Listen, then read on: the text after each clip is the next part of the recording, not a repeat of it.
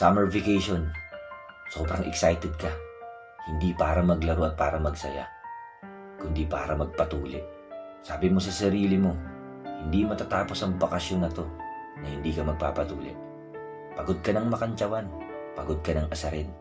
Gusto mo nang maging binata. Nagpaalam ka sa mga magulang mo na magpapatuli ka na. Pero sabi nila, masyado pang maaga. Pwede pa naman daw yun next year.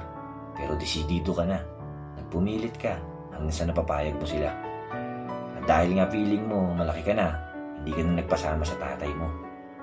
Bagkos ay inaya mo yung kaibigan mo na magpapatuli rin. Sabay kayong nagpunta. At pagpunta nyo nga doon, hindi lang pala kayo yung mga batang gustong nang maging binata. Ang haba na ng pila, ang dami nang magpapatuli.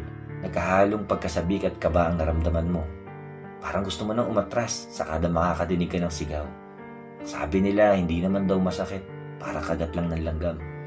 Maya-maya binigyan na kayo ng mga bayabas. Pinanguya na sa inyo. At nung ikaw na yung nakasalang, napatingala ka na lang sa langit at napapikit. Kasabay ng pagtama ng pamalo sa labaha, ang paglabas din ng iyong sigaw. Sa wakas, binata na ako. Masaya kayong umuwi ng kaibigan mo, taas noo, hawak-hawak ang saluwal.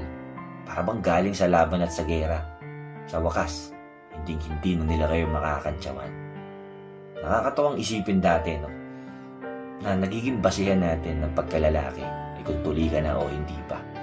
Pero ngayong matatanda na tayo, ang basihan ng pagiging tunay na lalaki ay yung marunong gampanan yung kanyang mga responsibilidad.